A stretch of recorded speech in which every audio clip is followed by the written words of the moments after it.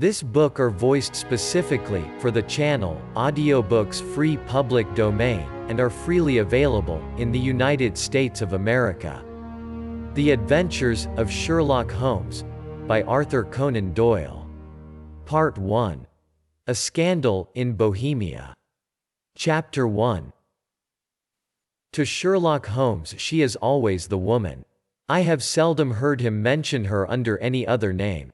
In his eyes she eclipses and predominates the whole of her sex. It was not that he felt any emotion akin to love for Irene Adler. All emotions, and that one particularly, were abhorrent to his cold, precise but admirably balanced mind. He was, I take it, the most perfect reasoning and observing machine that the world has seen, but as a lover he would have placed himself in a false position. He never spoke of the softer passions, save with a jibe and a sneer. They were admirable things for the observer, excellent for drawing the veil from men's motives and actions. But for the trained reasoner to admit such intrusions into his own delicate and finely adjusted temperament was to introduce a distracting factor which might throw a doubt upon all his mental results. Grit in a sensitive instrument, or a crack in one of his own high-power lenses, would not be more disturbing than a strong emotion in a nature such as his. And yet there was but one woman to him, and that woman was the late Irene Adler, of dubious and questionable memory. I had seen little of Holmes lately. My marriage had drifted us away from each other. My own complete happiness, and the home-centered interests which rise up around the man who first finds himself master of his own establishment, were sufficient to absorb all my attention, while Holmes, who loathed every form of society with his whole Bohemian soul, remained in our lodgings in Baker Street, buried among his old books, and alternating from week to week between cocaine and ambition, the drowsiness of the drug, and the fierce energy of his own keen nature. He was still, as ever, deeply attracted by the study of crime, and occupied his immense faculties and extraordinary powers of observation in following out those clues, and clearing up those mysteries which had been abandoned as hopeless by the official police. From time to time I heard some vague account of his doings, of his summons to Odessa in the case of the Trepov murder, of his clearing up of the singular tragedy of the Atkinson brothers at Trincomalee, and finally of the mission which he had accomplished so delicately and successfully for the reigning family of Holland. Beyond these signs of his activity, however, which I merely shared with all the readers of the daily press, I knew little of my former friend and companion. One night, it was on the 20th of March, 1888, I was returning from a journey to a patient, for I had now returned to civil practice, when my way led me through Baker Street. As I passed the well-remembered door, which must always be associated in my mind with my wooing, and with the dark incidents of the study in scarlet, I was seized with a keen desire to see Holmes again, and to know how he was employing his extraordinary powers. His rooms were brilliantly lit, and, even as I looked up, I saw his tall, spare figure pass twice in a dark silhouette against the blind. He was pacing the room swiftly, eagerly, with his head sunk upon his chest and his hands clasped behind him. To me, who knew his every mood and habit, his attitude and manner told their own story. He was at work again. He had risen out of his drug-created dreams and was hot upon the scent of some new problem. I rang the bell and was shown up to the chamber which had formerly been in part my own. His manner was not effusive. It seldom was, but he was glad, I think, to see me. With hardly a word spoken, but with a kindly eye, he waved me to an armchair, threw across his case of cigars, and indicated a spirit case and a gasogen in the corner. Then he stood before the fire and looked me over in his singular introspective fashion. "Wedlock suits you," he remarked. "I think, Watson, that you have put on 7.5 pounds since I saw you." 7, I answered. "Indeed, I should have thought a little more. Just a trifle more, I fancy, Watson. And in practice again, I observe. You did not tell me that you intended to go into harness, then, how do you know? I see it, I deduce it. How do I know that you have been getting yourself very wet lately, and that you have a most clumsy and careless servant girl? My dear Holmes, said I, this is too much. You would certainly have been burned, had you lived a few centuries ago. It is true that I had a country walk on Thursday and came home in a dreadful mess, but as I have changed my clothes I can't imagine how you deduce it. As to Mary Jane, she is incorrigible, and my wife has given her notice, but there, again, I fail to see how you work it out. He chuckled to himself and rubbed his long, nervous hands together. It is simplicity itself, said he. My eyes tell me that on the inside of your left shoe, just where the firelight strikes it, the leather is scored by 6 almost parallel cuts. Obviously they have been caused by someone who has very carelessly scraped round the edges of the sole in order to remove crusted mud from it. Hence, you see, my double deduction that you had been out in vile weather, and that you had a particularly malignant boot-slitting specimen of the London slavey.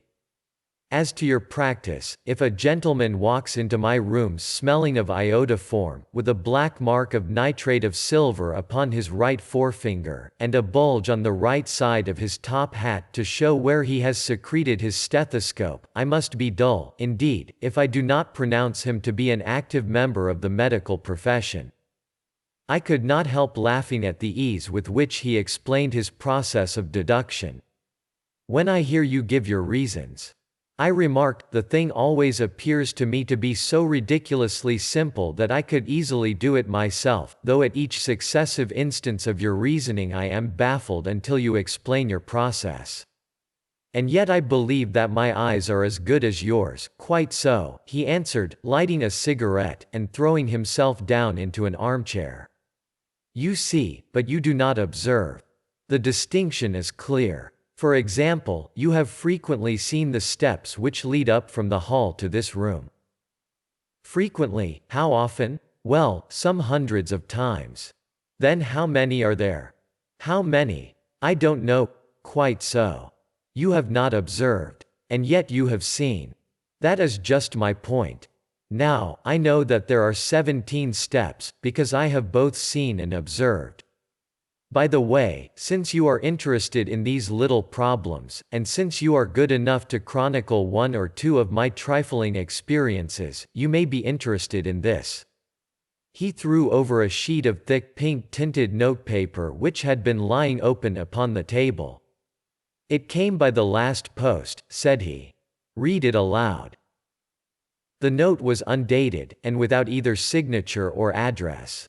There will call upon you tonight, at 7:45, it said, a gentleman who desires to consult you upon a matter of the very deepest moment. Your recent services to one of the royal houses of Europe have shown that you are one who may safely be trusted with matters which are of an importance which can hardly be exaggerated. This account of you we have from all quarters received. Be in your chamber then at that hour, and do not take it amiss if your visitor wear a mask. This is indeed a mystery. I remarked. What do you imagine that it means? I have no data yet. It is a capital mistake to theorize before one has data. Insensibly one begins to twist facts to suit theories, instead of theories to suit facts. But the note itself, what do you deduce from it? I carefully examined the writing, and the paper upon which it was written. The man who wrote it was presumably well-to-do. I remarked, endeavoring to imitate my companion's processes. Such paper could not be bought under half a crown a packet. It is peculiarly strong and stiff. Peculiar, that is the very word, said Holmes. It is not an English paper at all. Hold it up to the light. I did so, and saw a large E with a small g, a, p, and a large G with a small t woven into the texture of the paper. What do you make of that? Asked Holmes. The name of the maker, no doubt, or his monogram, rather.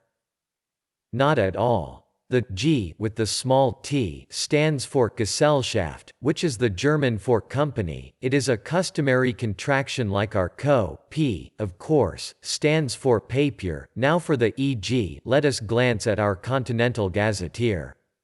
He took down a heavy brown volume from his shelves. Eglonitz, here we are, Egria. It is in a German-speaking country, in Bohemia, not far from Carlsbad. Remarkable as being the scene of the death of Wallenstein, and for its numerous glass factories and paper mills. Ha, my boy, what do you make of that? His eyes sparkled, and he sent up a great blue triumphant cloud from his cigarette. The paper was made in Bohemia. I said. Precisely. And the man who wrote the note is a German. Do you note the peculiar construction of the sentence? This account of you we have from all quarters received. A Frenchman or Russian could not have written that. It is the German who is so uncourteous to his verbs. It only remains, therefore, to discover what is wanted by this German who writes upon Bohemian paper and prefers wearing a mask to showing his face. And here he comes, if I am not mistaken, to resolve all our doubts. As he spoke there was the sharp sound of horses' hoofs and grating wheels against the curb, followed by a sharp pull at the bell. Holmes whistled. A pair, by the sound, said he. Yes, he continued, glancing out of the window. A nice little brougham and a pair of beauties. 150 guineas apiece. There's money in this case, Watson, if there is nothing else. I think that I had better go, Holmes. Not a bit, doctor. Stay where you are. I am lost without my Boswell. And this promises to be interesting. It would be a pity to miss it. But your client, never mind him. I may want your help, and so may he. Here he comes. Sit down in that armchair, doctor, and give us your best attention.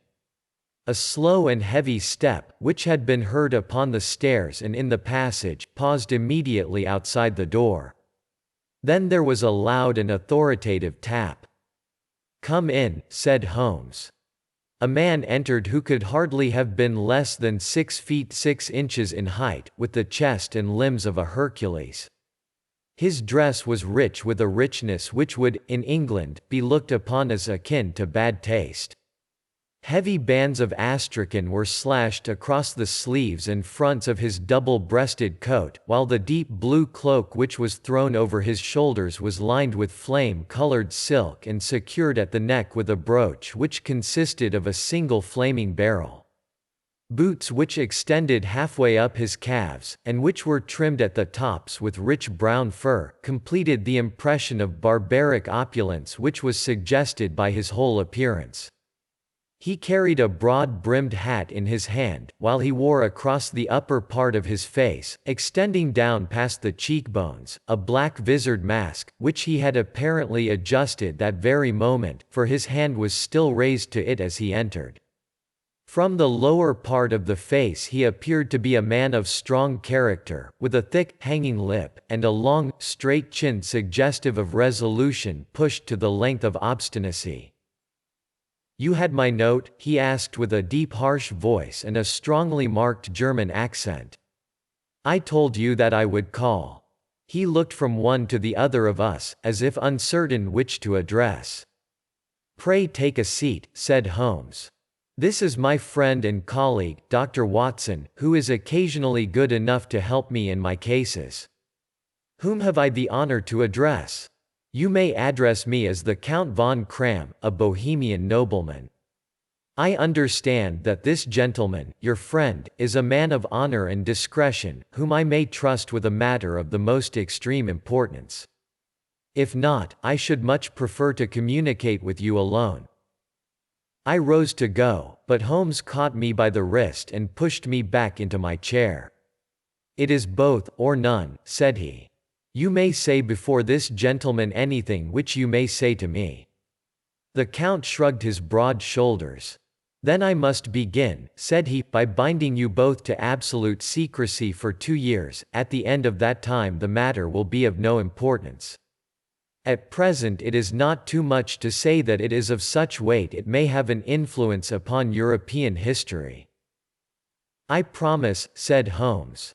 "And I. You will excuse this mask," continued our strange visitor. "The august person who employs me wishes his agent to be unknown to you, and I may confess at once that the title by which I have just called myself is not exactly my own." "I was aware of it," said Holmes dryly. "The circumstances are of great delicacy, and every precaution has to be taken to quench what might grow to be an immense scandal and seriously compromise one of the reigning families of Europe. To speak plainly, the matter implicates the great house of Ormstein, hereditary kings of Bohemia." "I was also aware of that," murmured Holmes, settling himself down in his armchair and closing his eyes. Our visitor glanced with some apparent surprise at the languid, lounging figure of the man who had been no doubt depicted to him as the most incisive reasoner and most energetic agent in Europe. Holmes slowly reopened his eyes and looked impatiently at his gigantic client. "If your Majesty would condescend to state your case," he remarked, "I should be better able to advise you." The man sprang from his chair and paced up and down the room in uncontrollable agitation. Then, with a gesture of desperation, he tore the mask from his face and hurled it upon the ground. "You are right," he cried, "I am the king. Why should I attempt to conceal it?" "Why, indeed?" murmured Holmes. "Your Majesty had not spoken before I was aware that I was addressing Wilhelm Gottschalk Sigismund von Ormstein, Grand Duke of Kassel-Felstein, and hereditary King of Bohemia." "But you can understand," said our strange visitor, sitting down once more and passing his hand over his high white forehead, "you can understand that I am not accustomed to doing such business in my own person. Yet the matter was so delicate that I could not confide it to an agent without putting myself in his power. I have come incognito from Prague for the purpose of consulting you." "Then, pray consult," said Holmes, shutting his eyes once more. "The facts are briefly these: some 5 years ago, during a lengthy visit to Warsaw, I made the acquaintance of the well-known adventuress, Irene Adler. The name is no doubt familiar to you." "Kindly look her up in my index, doctor," murmured Holmes without opening his eyes. For many years he had adopted a system of docketing all paragraphs concerning men and things, so that it was difficult to name a subject or a person on which he could not at once furnish information. In this case I found her biography sandwiched in between that of a Hebrew rabbi and that of a staff commander who had written a monograph upon the deep-sea fishes. "Let me see," said Holmes. Born in New Jersey in the year 1858. Contralto, La Scala, Prima Donna Imperial Opera of Warsaw, yes. Retired from operatic stage, ha. Living in London, quite so. Your Majesty, as I understand, became entangled with this young person, wrote her some compromising letters, and is now desirous of getting those letters back." "Precisely so. But how? Was there a secret marriage?" "None, no legal papers or certificates, none." "Then I fail to follow your Majesty. If this young person should produce her letters for blackmailing or other purposes, how is she to prove their authenticity?" "There is the writing, pooh. Forgery, my private note paper. Stolen, my own seal.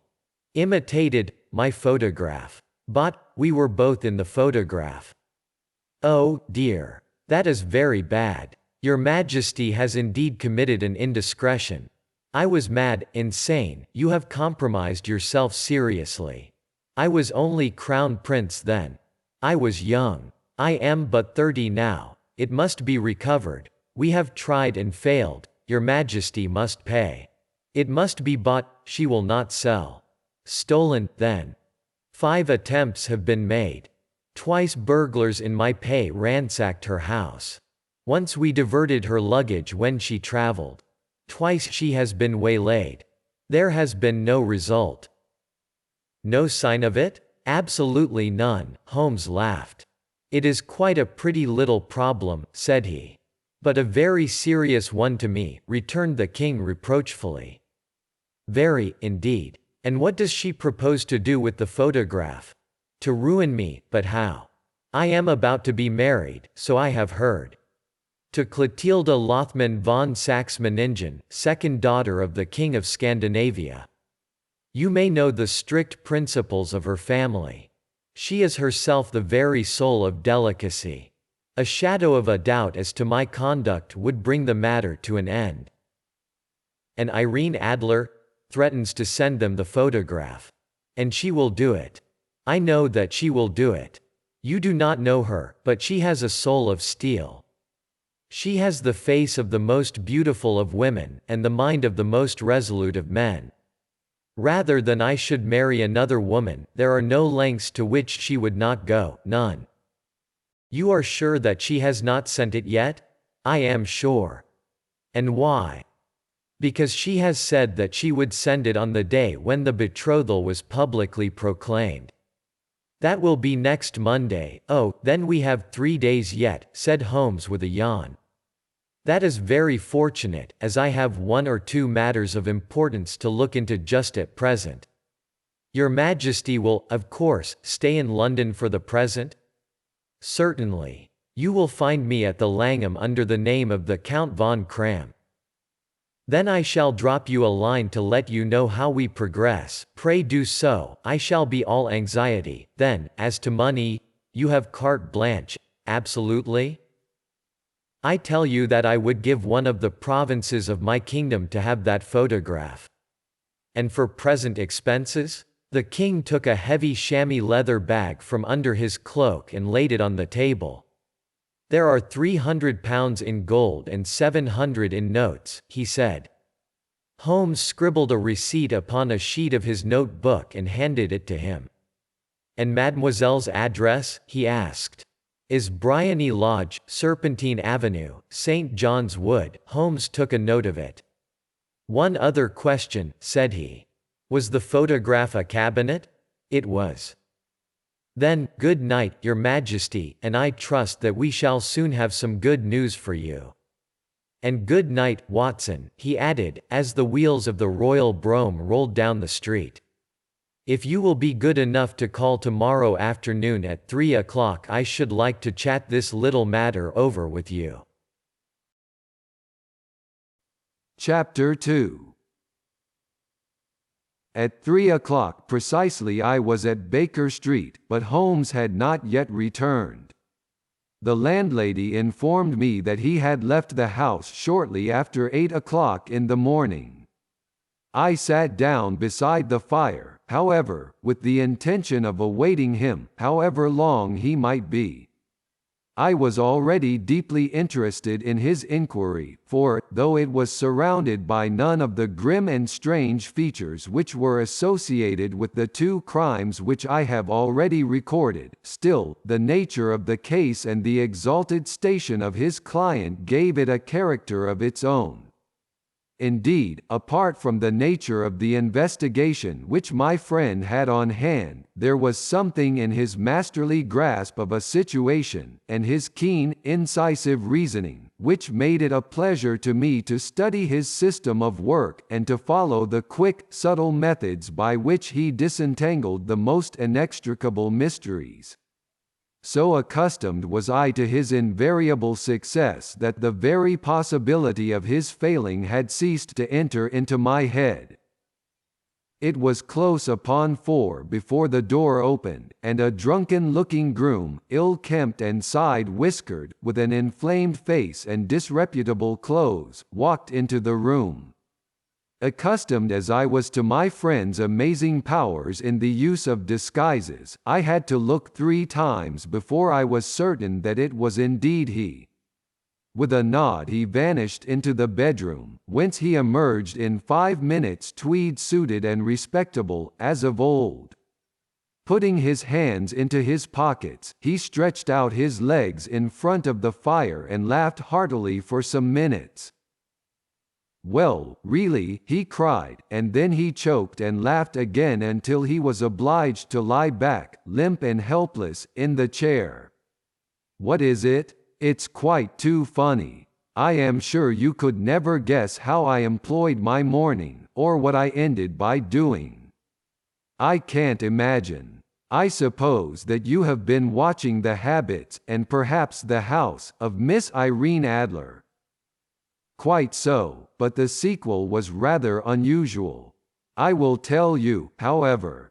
I left the house a little after 8 o'clock this morning in the character of a groom out of work. There is a wonderful sympathy and freemasonry among horsey men. Be one of them, and you will know all that there is to know. I soon found Bryony Lodge. It is a bijou villa, with a garden at the back, but built out in front right up to the road, 2 stories. Chubb lock to the door. Large sitting room on the right side, well furnished, with long windows almost to the floor, and those preposterous English window fasteners which a child could open. Behind there was nothing remarkable, save that the passage window could be reached from the top of the coach house. I walked round it and examined it closely from every point of view, but without noting anything else of interest. I then lounged down the street and found, as I expected, that there was a mews in a lane which runs down by one wall of the garden. I lent the ostlers a hand in rubbing down their horses, and received in exchange 2d, a glass of half and half, 2 fills of shag tobacco, and as much information as I could desire about Miss Adler, to say nothing of half a dozen other people in the neighbourhood in whom I was not in the least interested, but whose biographies I was compelled to listen to. "And what of Irene Adler?" I asked. "Oh, she has turned all the men's heads down in that part. She is the daintiest thing under a bonnet on this planet. So say the Serpentine Mews, to a man. She lives quietly, sings at concerts, drives out at 5 every day, and returns at 7 sharp for dinner. Seldom goes out at other times, except when she sings. Has only one male visitor, but a good deal of him. He is dark, handsome, and dashing, never calls less than once a day, and often twice. He is a Mr. Godfrey Norton, of the Inner Temple. See the advantages of a cabman as a confidant. They had driven him home a dozen times from Serpentine Mews, and knew all about him. When I had listened to all they had to tell, I began to walk up and down near Bryony Lodge once more, and to think over my plan of campaign.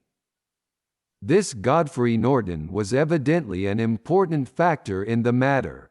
He was a lawyer. That sounded ominous. What was the relation between them, and what the object of his repeated visits? Was she his client, his friend, or his mistress? If the former, she had probably transferred the photograph to his keeping. If the latter, it was less likely. On the issue of this question depended whether I should continue my work at Bryony Lodge, or turn my attention to the gentlemen's chambers in the Temple. It was a delicate point, and it widened the field of my inquiry. I fear that I bore you with these details, but I have to let you see my little difficulties, if you are to understand the situation. I am following you closely, I answered. I was still balancing the matter in my mind when a hansom cab drove up to Bryony Lodge, and a gentleman sprang out. He was a remarkably handsome man, dark, aquiline, and mustached, evidently the man of whom I had heard.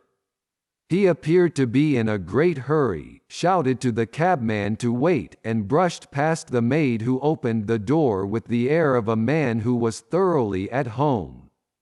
He was in the house about half an hour, and I could catch glimpses of him in the windows of the sitting room, pacing up and down, talking excitedly, and waving his arms. Of her I could see nothing. Presently he emerged, looking even more flurried than before. As he stepped up to the cab, he pulled a gold watch from his pocket and looked at it earnestly. "Drive like the devil," he shouted, "first to Gross and Hankey's in Regent Street, and then to the Church of St. Monica in the Edgware Road. Half a guinea if you do it in 20 minutes." Away they went, and I was just wondering whether I should not do well to follow them when up the lane came a neat little landau, the coachman with his coat only half buttoned, and his tie under his ear, while all the tags of his harness were sticking out of the buckles. It hadn't pulled up before she shot out of the hall door and into it. I only caught a glimpse of her at the moment, but she was a lovely woman, with a face that a man might die for. "The Church of St. Monica, John," she cried, "and half a sovereign if you reach it in 20 minutes." This was quite too good to lose, Watson. I was just balancing whether I should run for it or whether I should perch behind her landau when a cab came through the street. The driver looked twice at such a shabby fare, but I jumped in before he could object. "The Church of St. Monica," said I, "and half a sovereign if you reach it in 20 minutes. It was 25 minutes to 12, and of course it was clear enough what was in the wind. My cabby drove fast. I don't think I ever drove faster, but the others were there before us. The cab and the landau with their steaming horses were in front of the door when I arrived. I paid the man and hurried into the church. There was not a soul there save the two whom I had followed and a surpliced clergyman, who seemed to be expostulating with them. They were all three standing in a knot in front of the altar. I lounged up the side aisle like any other idler who has dropped into a church. Suddenly, to my surprise, the three at the altar faced round to me, and Godfrey Norton came running as hard as he could towards me. "Thank God!" he cried.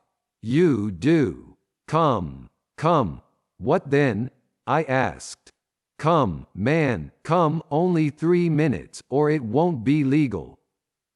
I was half dragged up to the altar, and before I knew where I was I found myself mumbling responses which were whispered in my ear, and vouching for things of which I knew nothing, and generally assisting in the secure tying up of Irene Adler, spinster, to Godfrey Norton, bachelor. It was all done in an instant, and there was the gentleman thanking me on the one side and the lady on the other, while the clergyman beamed on me in front.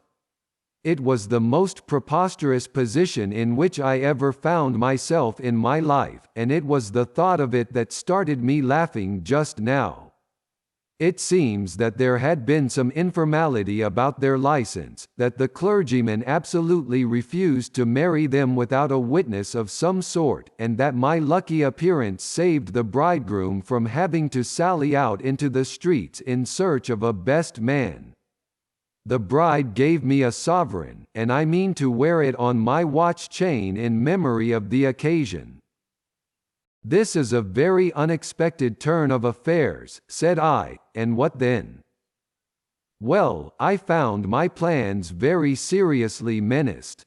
It looked as if the pair might take an immediate departure, and so necessitate very prompt and energetic measures on my part. At the church door, however, they separated, he driving back to the temple, and she to her own house. "I shall drive out in the park at 5 as usual," she said as she left him. I heard no more. They drove away in different directions, and I went off to make my own arrangements. "Which are?" "Some cold beef and a glass of beer," he answered, ringing the bell. "I have been too busy to think of food, and I am likely to be busier still this evening. By the way, Doctor, I shall want your cooperation." "I shall be delighted. You don't mind breaking the law?" "Not in the least, nor running a chance of arrest." "Not in a good cause?" "Oh, the cause is excellent." Then I am your man. I was sure that I might rely on you. But what is it you wish? When Mrs. Turner has brought in the tray, I will make it clear to you. Now, he said as he turned hungrily on the simple fare that our landlady had provided, I must discuss it while I eat, for I have not much time. It is nearly 5 now. In 2 hours we must be on the scene of action. Miss Irene, or Madam, rather, returns from her drive at 7. We must be at Bryony Lodge to meet her. And what then? You must leave that to me. I have already arranged what is to occur. There is only one point on which I must insist. You must not interfere, come what may. You understand. I am to be neutral. To do nothing whatever. There will probably be some small unpleasantness. Do not join in it. It will end in my being conveyed into the house. 4 or 5 minutes afterwards the sitting room window will open. You are to station yourself close to that open window. Yes. You are to watch me, for I will be visible to you. Yes, and when I raise my hand, so, you will throw into the room what I give you to throw, and will, at the same time, raise the cry of fire. You quite follow me? Entirely. It is nothing very formidable, he said, taking a long cigar-shaped roll from his pocket. It is an ordinary plumber's smoke rocket, fitted with a cap at either end to make it self-lighting. Your task is confined to that. When you raise your cry of fire, it will be taken up by quite a number of people. You may then walk to the end of the street, and I will rejoin you in 10 minutes. I hope that I have made myself clear. I am to remain neutral, to get near the window, to watch you, and at the signal to throw in this object, then to raise the cry of fire, and to wait you at the corner of the street. Precisely. Then you may entirely rely on me. That is excellent. I think, perhaps, it is almost time that I prepare for the new role I have to play. He disappeared into his bedroom and returned in a few minutes in the character of an amiable and simple-minded nonconformist clergyman. His broad black hat, his baggy trousers, his white tie, his sympathetic smile, and general look of peering and benevolent curiosity were such as Mr. John Hare alone could have equalled. It was not merely that Holmes changed his costume. His expression, his manner, his very soul seemed to vary with every fresh part that he assumed. The stage lost a fine actor, even as science lost an acute reasoner, when he became a specialist in crime. It was 6:15 when we left Baker Street, and it still wanted 10 minutes to the hour when we found ourselves in Serpentine Avenue. It was already dusk, and the lamps were just being lighted as we paced up and down in front of Bryony Lodge, waiting for the coming of its occupant. The house was just such as I had pictured it from Sherlock Holmes' succinct description, but the locality appeared to be less private than I expected. On the contrary, for a small street in a quiet neighborhood, it was remarkably animated. There was a group of shabbily dressed men smoking and laughing in a corner, a scissors grinder with his wheel, 2 guardsmen who were flirting with a nurse girl, and several well-dressed young men who were lounging up and down with cigars in their mouths. "You see," remarked Holmes, as we paced to and fro in front of the house, "this marriage rather simplifies matters. The photograph becomes a double-edged weapon now. The chances are that she would be as averse to its being seen by Mr. Godfrey Norton, as our client is to its coming to the eyes of his princess. Now the question is, where are we to find the photograph? Where, indeed? It is most unlikely that she carries it about with her. It is cabinet size. Too large for easy concealment about a woman's dress. She knows that the king is capable of having her waylaid and searched. 2 attempts of the sort have already been made. We may take it, then, that she does not carry it about with her. Where, then? Her banker or her lawyer? There is that double possibility. But I am inclined to think neither. Women are naturally secretive, and they like to do their own secreting. Why should she hand it over to anyone else? She could trust her own guardianship, but she could not tell what indirect or political influence might be brought to bear upon a business man. Besides, remember that she had resolved to use it within a few days. It must be where she can lay her hands upon it. It must be in her own house. But it has twice been burgled. Pshaw! They did not know how to look, but how will you look? I will not look, what then? I will get her to show me. But she will refuse. She will not be able to. But I hear the rumble of wheels. It is her carriage. Now carry out my orders to the letter. As he spoke, the gleam of the sidelights of a carriage came round the curve of the avenue. It was a smart little landau which rattled up to the door of Bryony Lodge. As it pulled up, one of the loafing men at the corner dashed forward to open the door in the hope of earning a copper, but was elbowed away by another loafer, who had rushed up with the same intention. A fierce quarrel broke out, which was increased by the 2 guardsmen, who took sides with one of the loungers, and by the scissors grinder, who was equally hot upon the other side. A blow was struck, and in an instant the lady, who had stepped from her carriage, was the centre of a little knot of flushed and struggling men, who struck savagely at each other with their fists and sticks. Holmes dashed into the crowd to protect the lady, but, just as he reached her, he gave a cry and dropped to the ground, with the blood running freely down his face. At his fall the guardsmen took to their heels in one direction and the loungers in the other, while a number of better-dressed people, who had watched the scuffle without taking part in it, crowded in to help the lady and to attend to the injured man.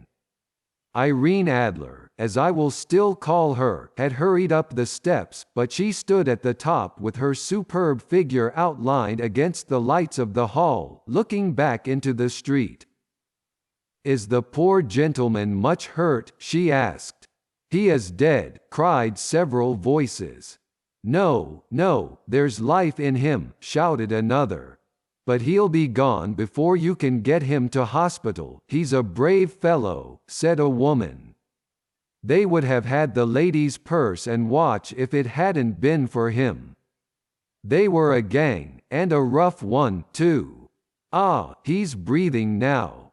He can't lie in the street. May we bring him in, marm? Surely. Bring him into the sitting room. There is a comfortable sofa. This way, please." Slowly and solemnly he was borne into Bryony Lodge and laid out in the principal room, while I still observed the proceedings from my post by the window. The lamps had been lit, but the blinds had not been drawn, so that I could see Holmes as he lay upon the couch. I do not know whether he was seized with compunction at that moment for the part he was playing, but I know that I never felt more heartily ashamed of myself in my life than when I saw the beautiful creature against whom I was conspiring, or the grace and kindliness with which she waited upon the injured man. And yet it would be the blackest treachery to Holmes to draw back now from the part which he had entrusted to me. I hardened my heart, and took the smoke rocket from under my ulster. After all, I thought, we are not injuring her.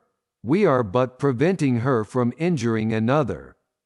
Holmes had sat up upon the couch, and I saw him motion like a man who is in need of air. A maid rushed across and threw open the window. At the same instant I saw him raise his hand, and at the signal I tossed my rocket into the room with a cry of fire. The word was no sooner out of my mouth than the whole crowd of spectators, well-dressed and ill, gentlemen, ostlers, and servant maids, joined in a general shriek of fire. Thick clouds of smoke curled through the room and out at the open window. I caught a glimpse of rushing figures, and a moment later the voice of Holmes from within assuring them that it was a false alarm. Slipping through the shouting crowd, I made my way to the corner of the street, and in 10 minutes was rejoiced to find my friend's arm in mine, and to get away from the scene of uproar. He walked swiftly and in silence for some few minutes until we had turned down one of the quiet streets which lead towards the Edgware Road. "You did it very nicely, Doctor," he remarked. "Nothing could have been better. It is all right, you have the photograph. I know where it is, and how did you find out?" "She showed me, as I told you she would. I am still in the dark." "I do not wish to make a mystery," said he, laughing. "The matter was perfectly simple. You, of course, saw that everyone in the street was an accomplice. They were all engaged for the evening.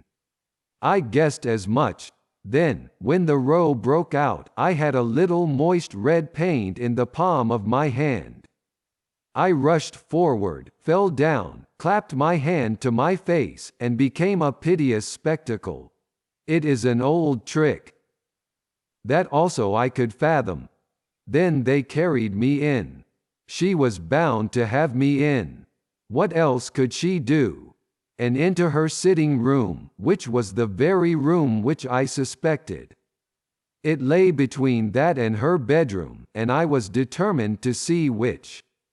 They laid me on a couch, I motioned for air, they were compelled to open the window, and you had your chance. How did that help you? It was all important. When a woman thinks that her house is on fire, her instinct is at once to rush to the thing which she values most. It is a perfectly overpowering impulse, and I have more than once taken advantage of it. In the case of the Darlington substitution scandal it was of use to me, and also in the Arnsworth Castle business. A married woman grabs at her baby, an unmarried one reaches for her jewel box. Now it was clear to me that Our Lady of today had nothing in the house more precious to her than what we are in quest of. She would rush to secure it. The alarm of fire was admirably done. The smoke and shouting were enough to shake nerves of steel. She responded beautifully. The photograph is in a recess behind a sliding panel just above the right bell pull. She was there in an instant, and I caught a glimpse of it as she half drew it out. When I cried out that it was a false alarm, she replaced it, glanced at the rocket, rushed from the room, and I have not seen her since. I rose, and, making my excuses, escaped from the house. I hesitated whether to attempt to secure the photograph at once, but the coachman had come in, and as he was watching me narrowly, it seemed safer to wait. A little over-precipitance may ruin all. "And now?" I asked. "Our quest is practically finished. I shall call with the king tomorrow, and with you, if you care to come with us. We will be shown into the sitting room to wait for the lady, but it is probable that when she comes she may find neither us nor the photograph. It might be a satisfaction to His Majesty to regain it with his own hands." "And when will you call?" "At 8 in the morning. She will not be up, so that we shall have a clear field. Besides, we must be prompt, for this marriage may mean a complete change in her life and habits. I must wire to the king without delay." We had reached Baker Street and had stopped at the door. He was searching his pockets for the key when someone passing said, Good night, Mr. Sherlock Holmes. There were several people on the pavement at the time, but the greeting appeared to come from a slim youth in an ulster who had hurried by. I've heard that voice before, said Holmes, staring down the dimly lit street. Now, I wonder who the deuce that could have been. Chapter 3. I slept at Baker Street that night, and we were engaged upon our toast and coffee in the morning when the King of Bohemia rushed into the room. "You have really got it," he cried, grasping Sherlock Holmes by either shoulder and looking eagerly into his face. "Not yet. But you have hopes?" "I have hopes." "Then, come. I am all impatience to be gone. We must have a cab." "No, my brougham is waiting." "Then that will simplify matters." We descended and started off once more for Bryony Lodge. "Irene Adler is married," remarked Holmes. "Married? When?" "Yesterday. But to whom?" "To an English lawyer named Norton. But she could not love him." "I am in hopes that she does." "And why in hopes?" "Because it would spare your Majesty all fear of future annoyance. If the lady loves her husband, she does not love your Majesty. If she does not love your Majesty, there is no reason why she should interfere with your Majesty's plan." "It is true. And yet, well, I wish she had been of my own station. What a queen she would have made." He relapsed into a moody silence, which was not broken until we drew up in Serpentine Avenue. The door of Bryony Lodge was open, and an elderly woman stood upon the steps. She watched us with a sardonic eye as we stepped from the brougham. "Mr. Sherlock Holmes, I believe," said she. "I am Mr. Holmes," answered my companion, looking at her with a questioning and rather startled gaze. "Indeed. My mistress told me that you were likely to call. She left this morning with her husband by the 5:15 train from Charing Cross for the Continent." "What?" Sherlock Holmes staggered back, white with chagrin and surprise. "Do you mean that she has left England?" "Never to return." "And the papers?" asked the king hoarsely. "All is lost." "We shall see." He pushed past the servant and rushed into the drawing room, followed by the king and myself. The furniture was scattered about in every direction, with dismantled shelves and open drawers, as if the lady had hurriedly ransacked them before her flight. Holmes rushed at the bell pull, tore back a small sliding shutter, and, plunging in his hand, pulled out a photograph and a letter. The photograph was of Irene Adler herself in evening dress. The letter was superscribed to Sherlock Holmes, Esq. To be left till called for. My friend tore it open, and we all three read it together. It was dated at midnight of the preceding night and ran in this way. "My dear Mr. Sherlock Holmes, you really did it very well. You took me in completely. Until after the alarm of fire, I had not a suspicion. But then, when I found how I had betrayed myself, I began to think. I had been warned against you months ago. I had been told that, if the king employed an agent, it would certainly be you. And your address had been given me. Yet, with all this, you made me reveal what you wanted to know. Even after I became suspicious, I found it hard to think evil of such a dear, kind old clergyman. But, you know, I have been trained as an actress myself. Male costume is nothing new to me.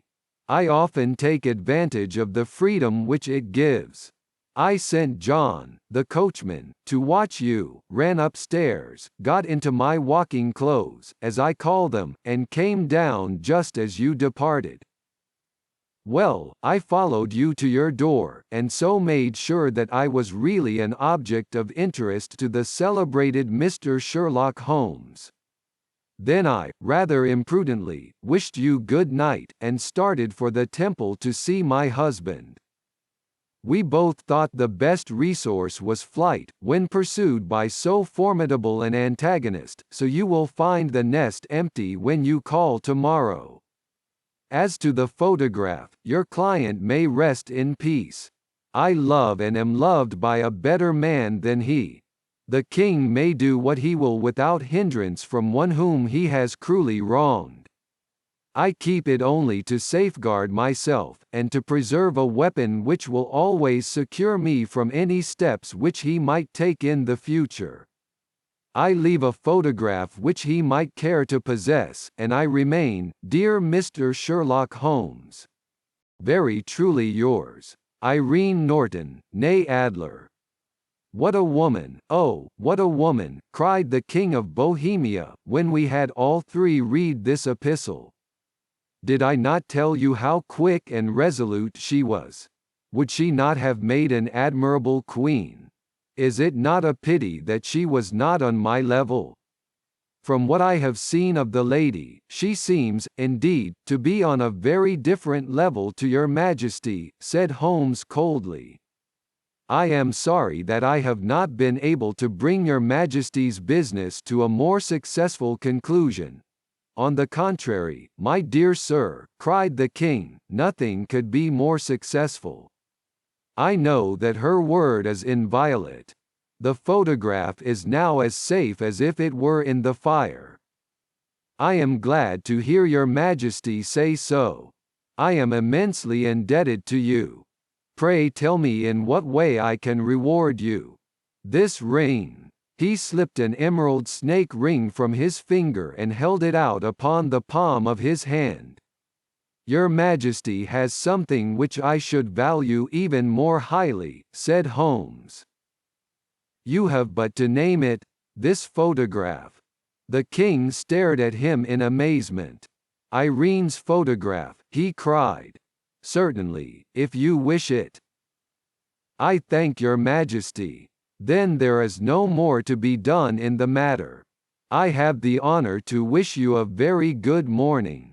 He bowed, and, turning away without observing the hand which the king had stretched out to him, he set off in my company for his chambers.